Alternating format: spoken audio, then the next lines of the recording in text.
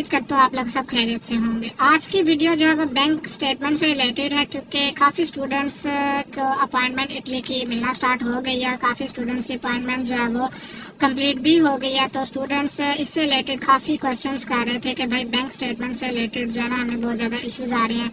और मैंने पर्सनली तौर पर भी कुछ स्टूडेंट्स के जो है वो देखी थी, फाइल्स देखी थी, जिसमें काफ़ी ज़्यादा जो है वो मिस इन्फॉर्मेशन की वजह से उनकी फाइल में काफ़ी ज़्यादा इशू थे। तो मैंने सोचा ज़रूर देखिएगा, क्योंकि आपको भी पता है कि इटली के अंदर जो आपका वीज़ा डिपेंड करता है वो आपके बैंक स्टेटमेंट पे ही डिपेंड करता है। Most important. तो काफ़ी स्टूडेंट्स के इसमें इश्यूज थे, तो मैं आपके साथ जो है वो डिटेल के साथ इंफॉर्मेशन शेयर कर देता हूँ। तो आपने वीडियो को जो है वो कंप्लीट देखना, ताकि आप अपनी जो जिनकी स्टूडेंट्स की अपॉइंटमेंट है जून के अंदर या जुलाई के अंदर, जिन्होंने अपनी बैंक स्टेटमेंट रेडी की है, वो देख लें कि किस तरीके से करनी है। फर्स्टली तो देखिए, मैं आपको ये बता दूं कि इटली के अंदर एक चीज़ आपने मेक श्योर रखनी है कि इटली के अंदर आप जो अपने ब्लड रिलेशन के अलावा जो है वो कोई भी स्पॉन्सर नहीं कर सकते। ब्लड रिलेशन के अंदर आपके जो है फादर है, मदर है, या आपके बहन भाई हैं। अगर आपके फादर और मदर आपके अलाइव हैं तो फर्स्टली आपका जो स्पॉन्सर हो सकता है वो आपका फादर हो सकते हैं। अगर फादर नहीं है तो देन मदर हो सकती हैं। अगर मदर नहीं है तो देन आपके बहन भाई हो सकते हैं। प्रेफरेंस इसी चीज़ को दीजिए कि अगर आपके फादर अलाइव हैं और वो कोई काम बिजनेस करते हैं तो देन आप उन्हीं को ही स्पॉन्सर करें, क्योंकि मैंने नंबर ऑफ फाइल्स देखी हैं कि उनके फादर भी अलाइव हैं, उसके बावजूद वो अपने भाई को कर रहे हैं, सिस्टर्स को कर रहे हैं। तो ये चीज़ आपको डिफेंड भी करनी पड़ेगी कि अगर आपके फादर अलाइव हैं तो वो क्या करते हैं। अगर तो वो बिल्कुल ही फारिग हैं या ओल्ड एज हैं देन तो ठीक है, लेकिन अगर वो कोई बिजनेस करते हैं या कोई कारोबार करते हैं तो बेहतर ये चीज़ है कि आप अपने फादर को स्पॉन्सर करें। हाँ, अगर इन द केस अगर आप खुद जॉब कर रहे हैं तो आप सेल्फ स्पॉन्सर भी खुद को कर सकते हैं। लेकिन अभी मैंने रिसेंटली एक फाइल देखी थी जिसके अंदर एक स्टूडेंट ने खुद को सेल्फ स्पॉन्सर किया हुआ था, लेकिन सेल्फ स्पॉन्सर आप तब कर सकते हैं जब आपके पास तकरीबन कोई 3-4 साल का वर्क एक्सपीरियंस हो, तब ही आप कोई 30-40 लाख के एसेट्स जो है वो FBI में शो करवा सकते हैं, तब ही वो जो है वो जस्टिफाइबल भी होंगे। अगर आप लास्ट ईयर के पास आउट हैं, मतलब कि 2023 में अगर आप पास आउट हुए हैं और आप खुद को सेल्फ स्पॉन्सर कर रहे हैं तो उस सेंस में आपका 30 से 40 लाख रुपया जस्टिफाई करना मुमकिन नहीं है। एक चीज तो ये होगी। सेकंड, अगर आप अपने फादर को या मदर को ब्लड रिलेशन को स्पॉन्सर कर रहे हैं तो सबसे पहले अगर वो जॉब होल्डर है तो उनकी लास्ट 1 साल की जो है वो आपने जो है वो सैलरी स्लिप्स की अटैच कर दें, उनका एग्रीमेंट अटैच कर दें। और जो आपसे वीज़ा फाइल के अंदर जो बैंक स्टेटमेंट पार्ट होती है वो 3 माह की होती है, लेकिन आई रिकमेंडेड कि आप कम से कम 6 माह की बैंक स्टेटमेंट लगाएं और जो आपका बैंक मेंटेनेंस सर्टिफिकेट हो उसमें मेंशन हो कि कम से कम आपका जो बैंक है वो तकरीबन 1 साल से 2 साल पुराना है, तो वो आपके लिए केस काफ़ी स्ट्रॉन्ग हो जाता है। थर्ड चीज इसमें ये आ जाती है कि जब आप बैंक स्टेटमेंट शो करवा रहे होते हैं तो स्टूडेंट्स को रिटर्न में बड़ा इशू आता है। मैंने अपनी पिछली वीडियोस के अंदर भी ये चीज मेंशन की थी कि जब आप रिटर्न बनाते हैं तो रिटर्न में देखें जो भी आपका स्पॉन्सर होगा उसके आपने FBI में रिटर्न बनाने हैं। फर्स्टली तो यह है कि काफ़ी स्टूडेंट्स की मेरे पास क्यूरीज आती हैं कि भाई मेरे भाई बाहर है, मेरे फादर बाहर है, तो हम उनका क्या करें। देखें, अगर तो वो बाहर है तो डेफिनेटली आप अगर उनका जो है वो FBI में वो रजिस्टर नहीं है तो आपको उनके बाहर की जिस कंपनी में वो रजिस्टर्ड है उनकी आपको जो है वो सैलरी स्लिप्स और एग्रीमेंट लगाने होंगे। लेकिन अगर आपका कोई फैमिली मेंबर यूरोप में है और आप उसको स्पॉन्सर कर रहे हैं तो ये आपका केस स्ट्रॉन्ग नहीं जाता, ये वीक जाता है, क्योंकि सीधा सीधा क्वेश्चन यही रेज होता है कि ये बंदा वापस नहीं आएगा। फर्स्ट थिंग तो ये हो जाती है।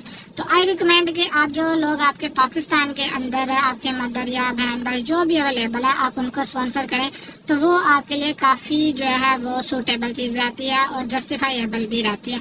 हाँ, इन द केस अगर किसी बंदे का कोई इधर है ही नहीं है तो डेफिनेटली फिर उसके पास कोई ऑप्शन नहीं बचती, तो फिर उसको उसी के साथ चलना होगा।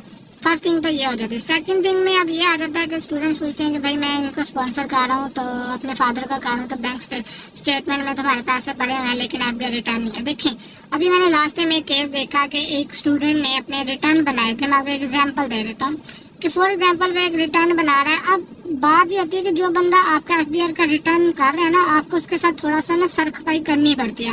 हमारे यहाँ पे क्या होता है, कहते हैं जी ठीक है 8-10 हज़ार रुपया ले लो भाई, खुद ही बना देना, वो पासवर्ड वो आपका ID कार्ड नंबर ले गए, तो आपकी इनकम ले गए तो जनाब जी अल्लाह खैर सल्ला बना के फारिग हो जाते। ऐसा नहीं होता भाई।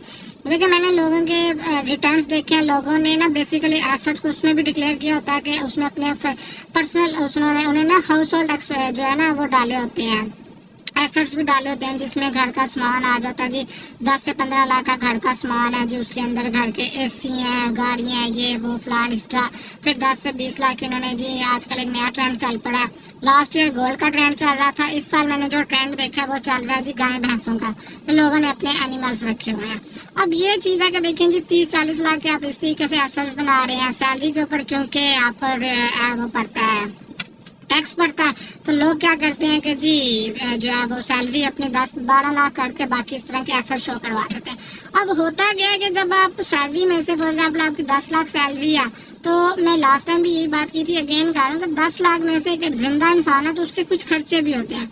हम लोग क्या करते हैं 10 लाख का 10 लाख की जो है सेव कर देते हैं। देखिए उसको सेव जरूर करें, लेकिन उसमें से 2.5-3 लाख रुपए का कम से कम के पर्सनल एक्सपेंस शो करवाएं कि गाड़ी की मेंटेनेंस है, कोई खाने पीने का खर्च है, कोई लिविंग एक्सपेंस है, कुछ गैदरिंग के एक्सपेंस है, टूरिज्म के एक्सपेंस है, बीच में सारे हेड्स मेंशन होते हैं। आप वो सारे के सारे एक्सपेंस अपने शो करवाएं, 6-7 लाख उधर से आप सेव करवा लें, इस तरीके से मैनेज करें। अब लोग क्या करते हैं कि जी पर्सनल एक्सपेंस को भी सेल आउट कर देते हैं, फिर कहते हैं जी हम जो है वो उसकी सेल डेट दिखा देते हैं। देखो यार, जब आपने अपने पर्सनल एसेट्स रखे हैं, लाइक घर के पंखे भी ऐड कर दिए, घर का एसी भी ऐड कर दिया, घर की फ्रिज भी ऐड कर दी, घर के अंदर जो कुर्सियां में सारा कुछ ऐड करके आपने 10-15 लाख रुपए का वो शो करवा दिया। अब जब आप उस चीज को भी बेच के वो पैसे शो करवा रहे हैं, घर के एनिमल भी आपने बेच दिया, सारा कुछ बेच दिया, वो सिंपली चीज ये डिक्लेयर करिए कि भाई ये बंदा जब पाकिस्तान से जाएगा ना, ये बंदा वापस नहीं आएगा। अब बात यह है कि यार जब आप ये चीजें शो करवा रहे हैं तो वो नेगेटिविटी क्रिएट करते हैं। अपने रिटर्न्स को सिंपल रखें बट जस्टिफाइएबल रखें, कि जो आप रिटर्न बना रहे हैं उसमें जो आपकी सेविंग आ रही है ना, उसको लेकर चलें। जो पर्सनल एसेट्स होते हैं, लाइक घर की गाड़ी भी हमने ऐड की है, घर का सारा कुछ ऐड किया, उसको मत सेल आउट की तरफ लेकर जाएं। हाँ, जो बंदे की एग्रीकल्चर लैंड है, ये भी बड़ा ट्रेंड चल रहा है, ये एग्रीकल्चर लैंड है। देखिए अगर आप एग्रीकल्चर लैंड शो करवा रहे हैं तो जो आपका फर्स्ट रिटर्न है उसके अंदर एग्रीकल्चर लैंड आपका मैनेज होना चाहिए। ये नहीं है कि साल 2021-22 के रिटर्न में कहीं एग्रीकल्चर लैंड ही नहीं है और 23-24 के अंदर आपने एग्रीकल्चर लैंड को सेल आउट कर दिया। वो अगला बंदा भी पूछता है यार 23-24 में लैंड आया है और खुद ही सेल हो गया, पीछे कहीं पर जिक्र ही नहीं था। ये चीज मत करें। अगर आपने एग्रीकल्चर लैंड भी शो करवाना है तो उसका बेस्ट हल यह है कि 2021-22 या जो भी आपका पहला रिटर्न है उसके अंदर आप अपना वो ऐड करें। अगले साल मतलब कि अगर आपने 21-22 की मैं बात करता हूँ, उसमें आपने एग्रीकल्चर लैंड शो कराया था 30 लाख रुपए का, तो डेफिनेटली जब आप उसको 22-23 में या 23-24 में बेचेंगे तो वो 30 लाख का नहीं बिकेगा, वो 35-40 या 50 लाख का बिकेगा। उस गेन उसके ऊपर फिर गेन आएगा 15 से 20 लाख या 10 लाख जितना भी गेन है, वो आपके पर्सनल वो जो है वो आपकी पर्सनल जो स्टेटमेंट है उसके अंदर ऐड होता जाएगा। इस तरीके से आप अपने स्टेटमेंट को लेकर चलें, ठीक है। और जो पर्सनल आपकी एसेट्स है उनको सेल डीड में मत डालें, ठीक है।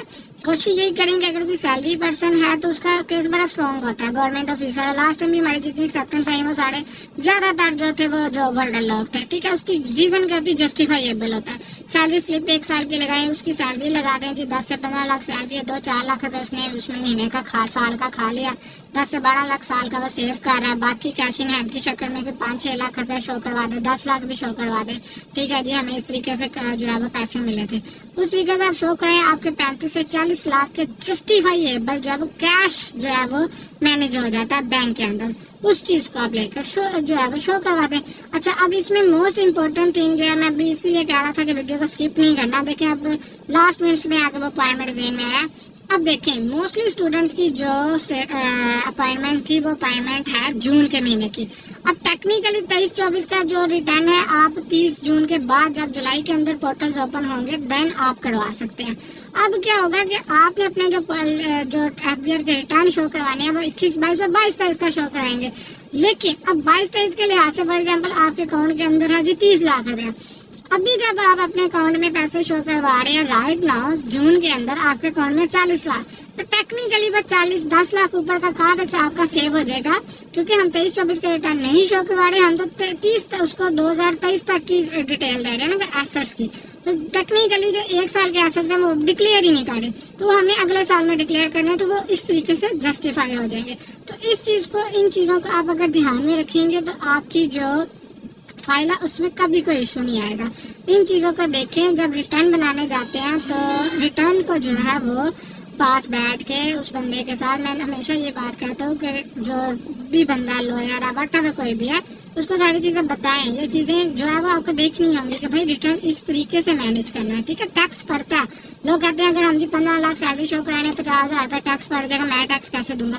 और भाई एडजस्टेबल टैक्स का भी तो हेड है ना बीच में, आपके नाम के ऊपर बिजली का बिल है, आपके नाम के ऊपर दूसरे बिल है, उसमें भी होल्डिंग टैक्स है, आप ऑनलाइन फीस पे कर रहे हैं। फॉर एग्जाम्पल एक नॉन फाइलर बंदा या फाइलर बंदा जब यूनिवर्सिटी की फीस पे करता है एप्लीकेशन 100-200 यूरो, उसके ऊपर 7-8 हजार रुपए यार ऊपर वो टैक्स पड़ा है, वो टैक्स बीच में मैनेज करें। उसके अलावा आप टेलीकम्युनिकेशन की सिम्स यूज कर रहे हैं, उसके यूज करते हुए साल का आप उसके ऊपर के 2-4 हजार रुपए टैक्स दे रहे हैं। इन चीजों को जब आप डालेंगे तो वो टैक्स साइड के अंदर आपके सारे टैक्स एडजस्ट हो जाते हैं। आपने कोई गाड़ी परचेज की उसके ऊपर दे रहे हैं, कोई गाड़ी नाम करवाई उसके ऊपर टैक्स दे रहे हैं, तो वो सारे टैक्स एडजस्ट हो जाते हैं। बट रीजन ये होती है कि थोड़ा सा सर खपाई करनी होती है।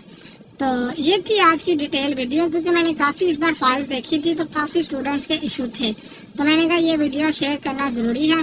तो उम्मीद करता हूँ कि आपकी काफी क्यूरीज जो है वो इससे रिलेटेड सॉल्व हो गए होंगे। फिर भी अगर आपका कोई क्वेश्चन रहता है तो आप मुझसे कमेंट सेक्शन में पूछ सकते हैं।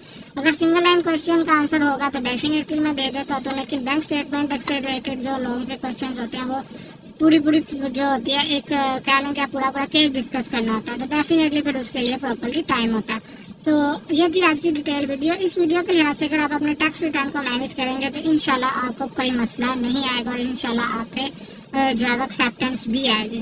तो वीडियो को लाइक और शेयर जरूर कीजिएगा ताकि मुझे भी ये पता चलता रहे कि मेरी वीडियो को से लोगों का काफी फायदा होता है। तो इंशाल्लाह मिलेंगे नेक्स्ट वीडियो में। टिल देन अल्लाह हाफिज़।